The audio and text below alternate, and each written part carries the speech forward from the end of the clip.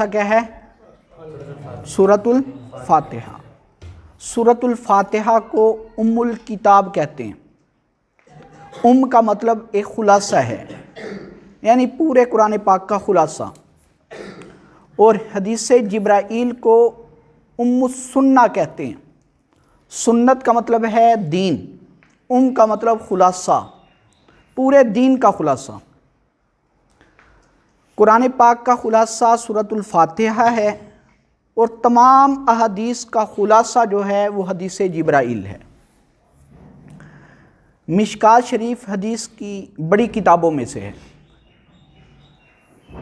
مصنف رحمۃ اللہ علیہ نے اس حدیث کو سب سے پہلے لائے ہیں، خلاصے کو قرآن پاک میں سورۃ فاتحہ کو سب سے پہلے لائے ہیں، اور مشکوٰۃ شریف میں سب سے پہلی حدیث حدیث جبرائیل ہے، جس کو ام السنہ کہتے ہیں۔ اور جس طرح سورۃ الفاتحہ سے پہلے بسم اللہ ہے، اسی طرح اس حدیث سے پہلے حدیث النیت ہے، انما الاعمال بالنیات۔ آپ علیہ الصلوۃ والسلام صحابہ سے فرمایا کرتے تھے آپ کوئی سوال پوچھو میں کوئی جواب دوں۔ صحابہ سوال کم کیا کرتے تھے۔ آپ علیہ الصلوۃ والسلام کا رعب تھا، رعب کی وجہ سے سوال کم کیا کرتے تھے، تو اللہ تعالیٰ نے ایک غیبی طریقہ کیا، جبرائیل کو بھیجا۔ تو حضرت عمر رضی اللہ تعالی عنہ فرماتے ہیں اذ طلع علینا رجل، ہم مدینے میں مسجد نبوی میں بیٹھے ہوئے تھے، تو ایک شخص آیا، شدید بیاض الثیاب، اس کے کپڑے بڑے سفید تھے، بڑے سفید کپڑے تھے، شدید سواد الشعر، اس کے بال بڑے کالے تھے۔ حضرت عمر فاروق بتا رہے ہیں کہ جو شخص آیا ہے اس کا لباس کیسا ہے، اس کی وضاحت کیسے ہے۔ بتاتے ہیں کہ وہ شخص آتا ہے، کپڑے کیسے ہیں ان کے؟ سفید، بال کیسے ہیں؟ کالے۔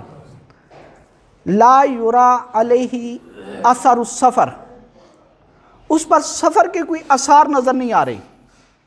جو شخص آیا اس پر سفر کے کوئی آثار، تھکا ہو، ماندہ ہو، کپڑے میلے کچیلے ہوں، سفر سے بندہ آتا ہے تھکا ہوتا ہے، تو اس سے پتہ لگتا ہے بندہ قریب کا ہے، مدینے کا ہے۔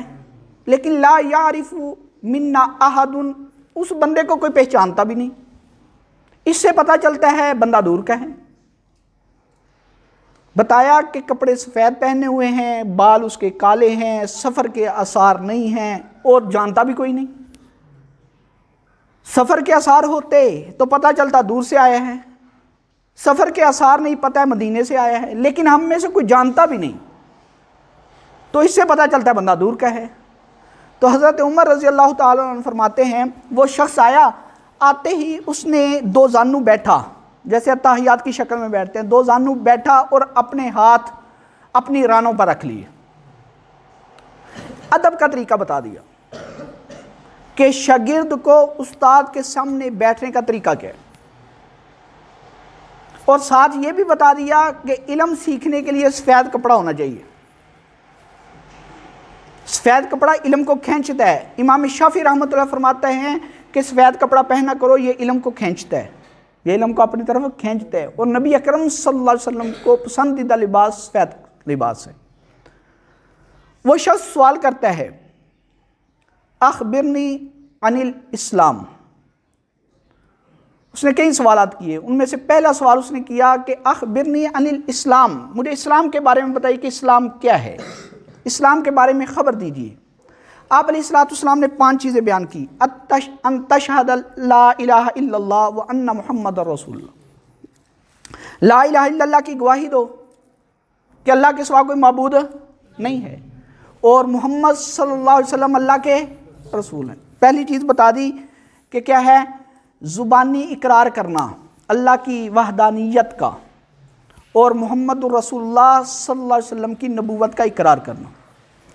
دوسرا بتایا وَتُقِيمَ الصَّلَاةَ، نماز قائم کرنا، وَتُؤَدِّيَ الزَّكَاةَ، زکوٰۃ دینا، وَتَصُومَ رمضان، رمضان کے روزے رکھنا، وَتَحَجُّ الْبَيْتَ، ان استطاع الیہ سبیلا، اگر تمہارے اندر حج کرنے کی طاقت ہے تو حج کرنا۔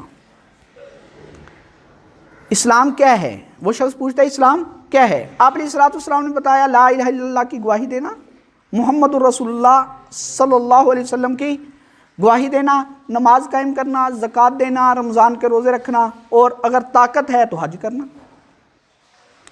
وہ شخص کہتا ہے صدقتا، آپ نے سچ کہا۔ حضرت عمر رضی اللہ عنہ فرماتے ہیں عجبنا لہو، ہم نے اس شخص پر تعجب کیا، یسأل و یصدق، سوال بھی کرتا ہے تصدیق بھی کرتا ہے۔ سوال کرنے سے پتہ چلتا ہے کہ اسے پتہ نہیں، اور جو تصدیق کرتا ہے اسے پتہ چلتا ہے کہ اس کو پہلے پتہ تھا۔ اس نے دوسرا سوال کیا، اس شخص نے اخبرنی عن الایمان، ہمیں ایمان کے بارے میں بتائیے کہ ایمان کیا ہے۔ آپ علیہ الصلوۃ والسلام نے فرمایا ان تؤمن باللہ، اللہ پر ایمان لانا، وملائکتہ، فرشتوں پر ایمان لانا، وکتبہ، اللہ کی آسمانی کتابوں پر ایمان لانا، ورسلہ، اللہ کے رسولوں پر ایمان لانا، وتؤمن بالقدر خیرہ وشرہ، اچھی بری تقدیر پر ایمان لانا۔ ایمان کے بارے میں بتا دیا۔ وہ شخص پھر کہتا ہے صدقتا، آپ نے سچ فرمایا، آپ نے۔ حضرت عمر فرماتے ہیں کہ یہ سوال بھی کرتا ہے تصدیق بھی کرتا ہے، ہم نے تعجب ہوا، سوال تو کرتا ہے کہ پتہ نہیں، تصدیق کرتا ہے کہ سچ کہا ہے، اس کا مطلب پتہ ہے۔ اللہ پر ایمان لانا ایمان ہے، فرشتوں پر ایمان لانا ایمان ہے، اللہ کی کتابوں پر ایمان لانا، ساری کتابوں پر، کتاب نہیں کہا کتبہ، تمام کتابوں پر جو آسمان سے نازل ان پر ایمان لانا، یہ ایمان ہے۔ اچھی بری تقدیر پر ایمان لانا، اچھی بری تقدیر کو سمجھو کہ اچھی بری تقدیر ہے کیا؟ اچھی بری اللہ کے تمام فیصلے اچھے ہوتے ہیں، اللہ کے تمام فیصلے کسی کو اچھے لگتے ہیں کسی کو برے لگتے ہیں، لیکن اللہ کے تمام فیصلے کیا ہوتے ہیں؟ اچھے۔ میں اس کی مثال دیتا ہوں، کوئی بندہ کسی کو قتل کر دے خدا نخواستہ، جج فیصلہ کیا کرتا ہے؟ قاتل کے بارے میں کیا فیصلہ کرتا ہے؟ سزائے موت۔ جج فیصلہ ٹھیک کرتا ہے؟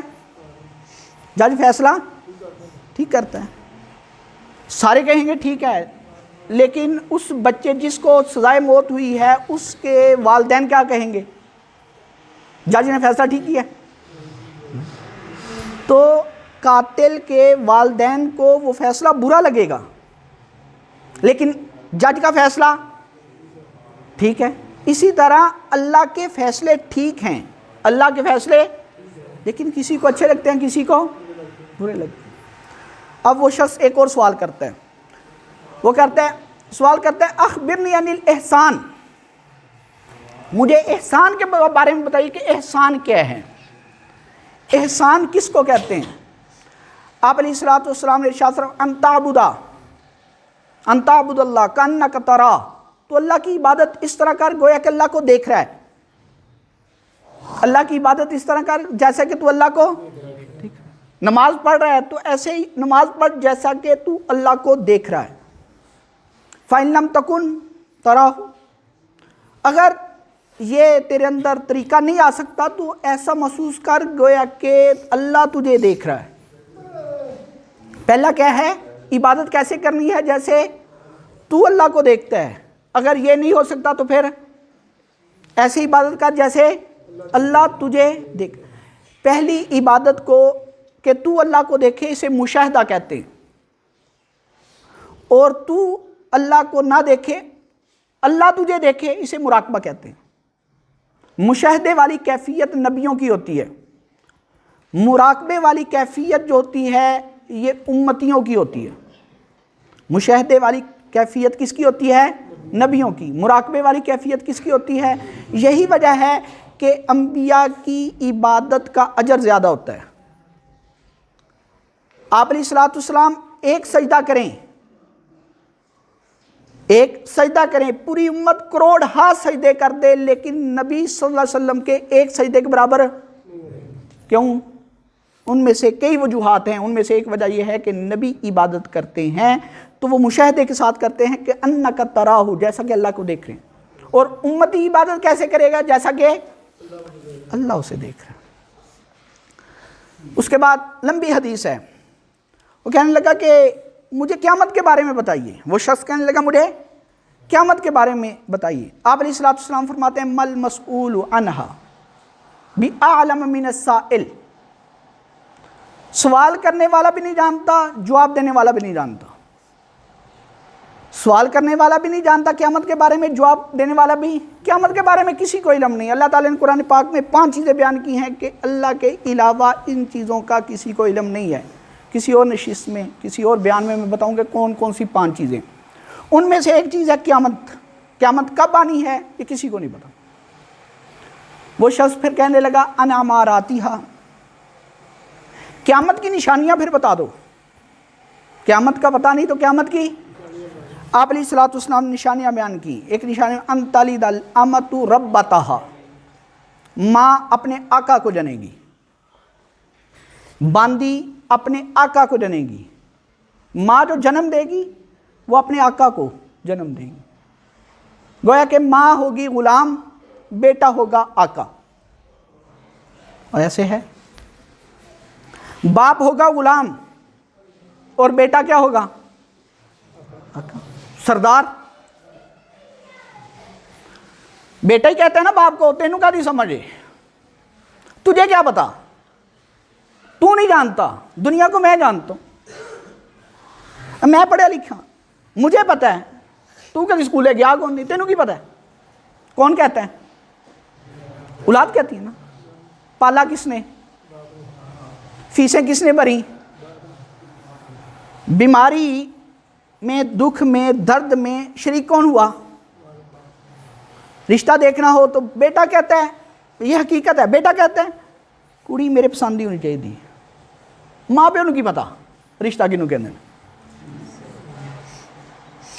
فیس بک پر, سوشل میڈیا پر وہ اپنی لڑکی ڈھونڈتا ہے, پھر جو عذاب اس پر آتا ہے بعد میں, طلاق تک نوبت پہنچ جاتی ہے, لڑائیوں تک نوبت پہنچ جاتی ہے. پھر باپ سے کہتا ہے تو صحیح کہنا ہے, تو ٹھیک کہتا. ماں پہلے روکتی تھی یہ ایسا نہ کر, ایسا نہ. اور تمہیں کیا پتا معاشرے کا, تمہیں معاشرے کا کیا پتا. جو بچہ اپنے ماں باپ سے اس طرح مخاطب ہوتا ہے اس پر اللہ کی بھی لعنت, اللہ کے رسول کی بھی لعنت ہوتی ہے. آپ علیہ السلام نے پھر ارشاد فرمایا کہ اس کی نشانیوں میں سے ان تری الحفاۃ العراۃ العالہ. سردار کون ہوگا, وہ شخص جس کے پاؤں میں کبھی جوتی نہیں, ننگے پاؤں والا, کپڑے جسم پر نہیں, پیٹ میں روٹی نہیں, لیکن بندہ کیا کرے گا, یتطاولون فی البنیان, گھر بنائے گا لمبے لمبے, اونچی اونچی بلڈنگیں بنائے گا. یہ قیامت کی نشانیوں میں سے. نہ خود کھانا, نہ بچوں کو دینا, نہ اللہ کے رستے میں خرچ کرنا. کیوں یار, آج کنجوسی کریں گے تو مکان بنے گا. قیامت کی نشانیوں میں سے. پاؤں میں جوتا نہیں پہننا, پیسہ کیسے جوڑنا ہے, مکان کوئی سستا بند ہے. قیامت کی نشانیوں میں سے. کنجوس بندہ, کنجوس بندہ. عزت اور شرافت مکان سے نہیں ہوتی. عزت اور شرافت مکان سے, کوئی بڑا بندہ بڑے مکان سے بڑا نہیں بنتا, کردار سے بنتا ہے. اچھا مکان ہو تو بندہ اچھا نہیں بنتا, کردار سے بندہ اچھا بنتا ہے. کمینے شخص کے پاس اچھی گاڑی آ جائے تو وہ شریف نہیں ہو جاتا, کمینہ ہی رہتا ہے. کمینے شخص کے پاس اچھا مکان آ جائے تو وہ کمینہ ہی رہتا ہے, اچھا نہیں ہوتا. بات سمجھ رہے ہو, مکان سے اونچا نہیں. کس سے اونچا ہوتا ہے بندہ, بندہ کس سے اونچا ہوتا ہے, کردار سے.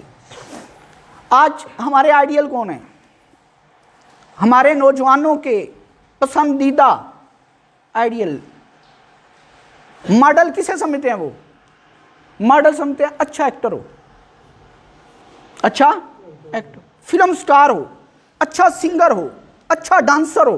وہ ہمارا ماڈل بنا ہوا ہے آج کے دور. اور یہ لوگ کون ہیں, گاؤں میں اسے کہتے ہیں کنجر, ہے نا.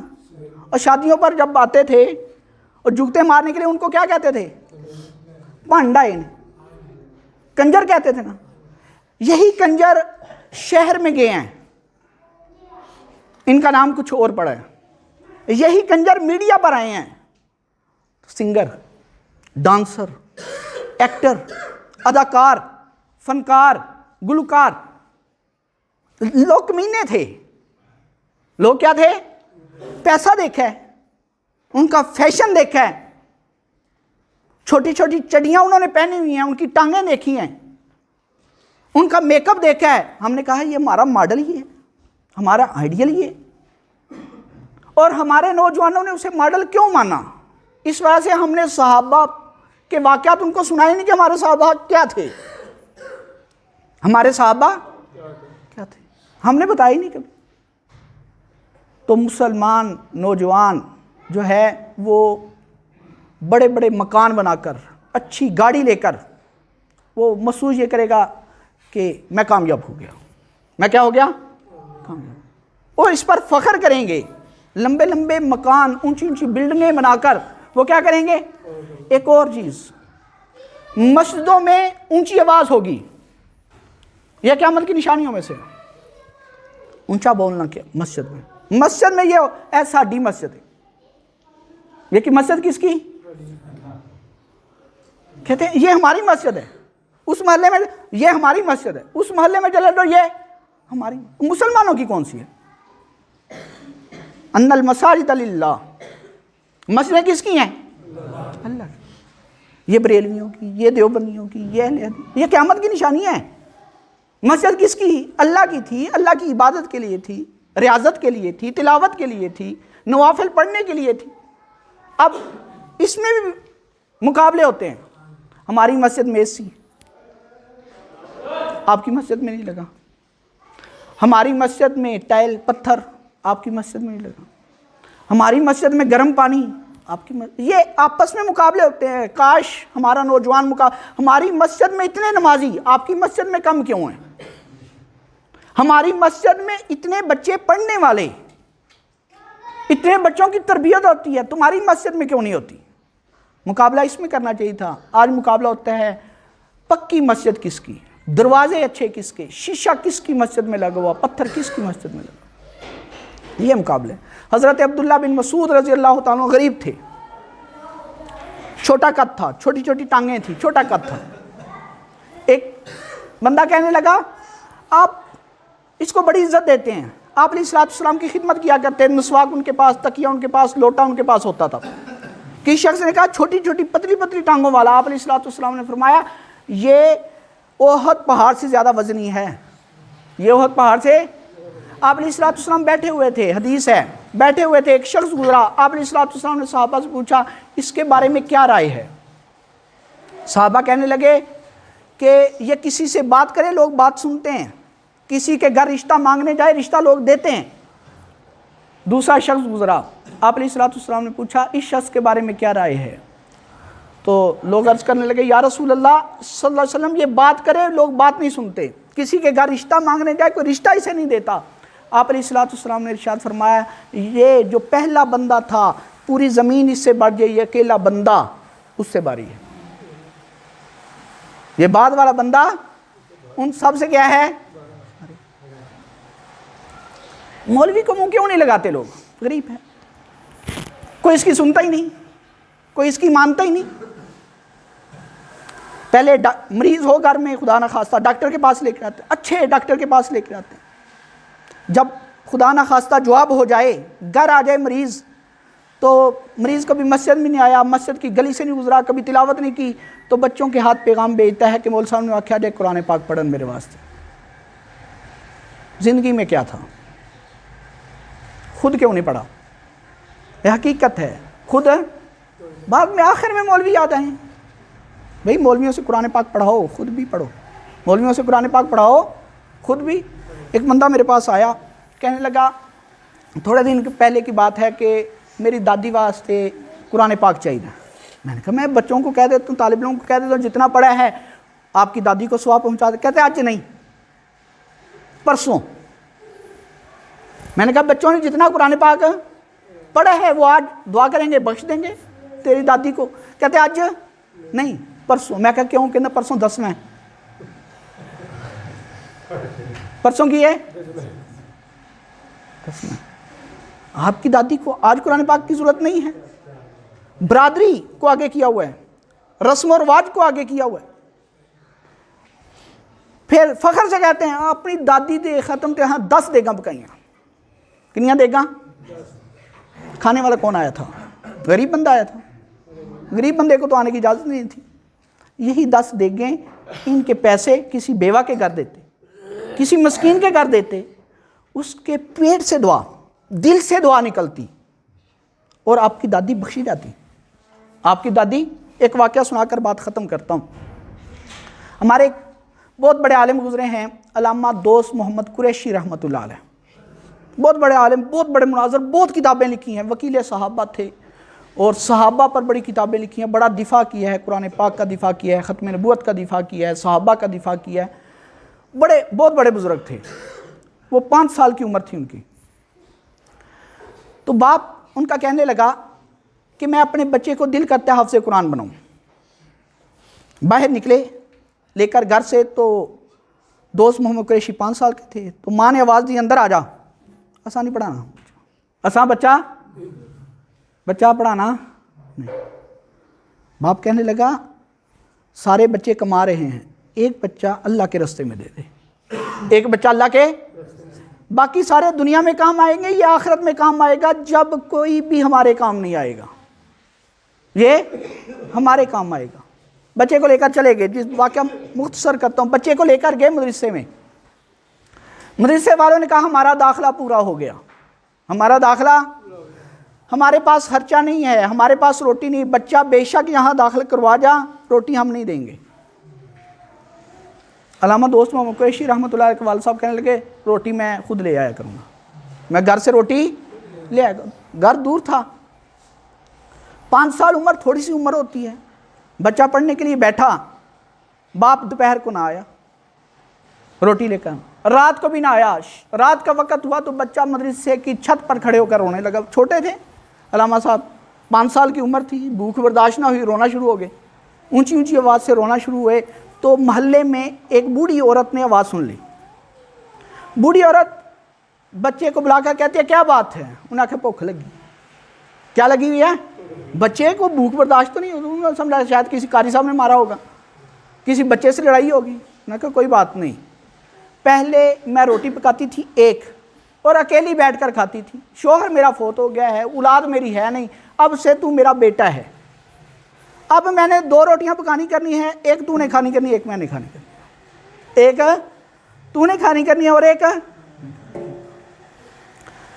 علامہ صاحب اپنا واقعہ بیان کرتے ہیں کہ وہ بوڑھی عورت ایک روٹی اپنے لیے پکاتی، ایک روٹی میرے لیے پکاتی اور ایک روٹی پکا کر لا کر میرے ساتھ بیٹھ کر کھایا کرتی تھی. وقت گزرتا گیا، بچے نے حفظ کر لیا. ایسے ہی پورا سال جب تک حفظ مکمل نہیں، روٹی وہ لے کے آتی رہی. بوڑھی عورت، بڑی خدمت اس نے کی. تو جس دن حفظ ہو گیا تو علامہ دوست محمد قریشی رحمۃ اللہ علیہ بچے تھے، گھر سے باہر نکلے کہ سب سے پہلے میں مبارک اس عورت کو دے کے آتا ہوں جس نے روٹیاں پکا پکا کر مجھے دی ہیں. سب سے پہلی مبارک اس کو دینی ہے. دروازے کے پاس پہنچی تو دیکھا مجمع لگا ہوا ہے، لوگ وہاں اکٹھے ہیں. بچہ، معصوم بچہ، ایک آدمی کا پلو پکڑ کے کہتا ہے، قمیض کھینچ کر پوچھتا ہے یہاں کیا ہوا ہے، میری ماں کے گھر کے پاس کیوں اکٹھے ہوئے ہو؟ تو اس نے کہا جو بوڑھی عورت تجھے روٹیاں پکا کے دیتی تھی آج فوت ہو گئی.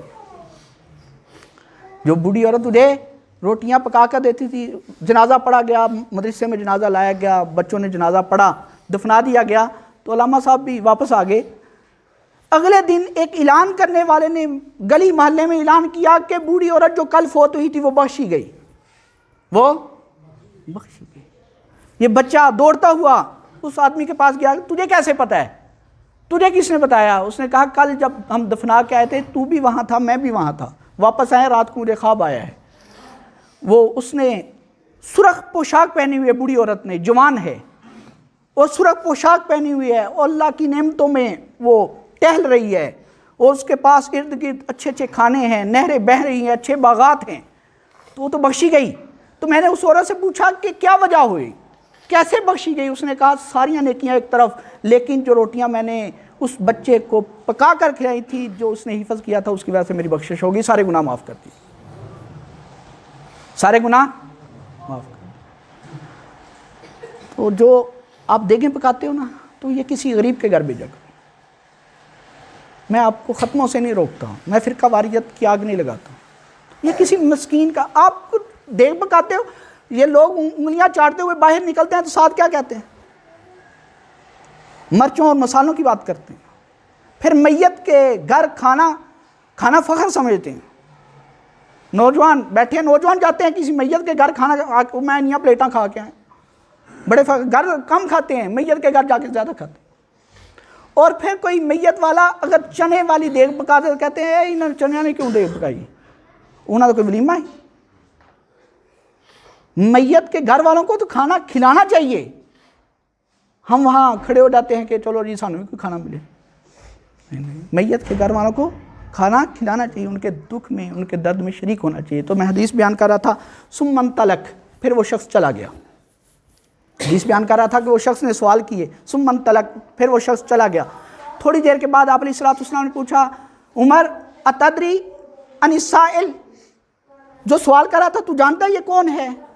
حضرت عمر نے فرمایا اللہ و رسول اعلم، اللہ اس کا رسول زیادہ جانتا ہے۔ آپ علیہ الصلوۃ والسلام نے فرمایا کہ اتاکم جبرائیل، یہ جبرائیل تمہارے پاس آئے تھے، یعلمکم دینکم، یہ تمہیں تمہارا دین سکھانے آئے تھے، اسے کہتے ہیں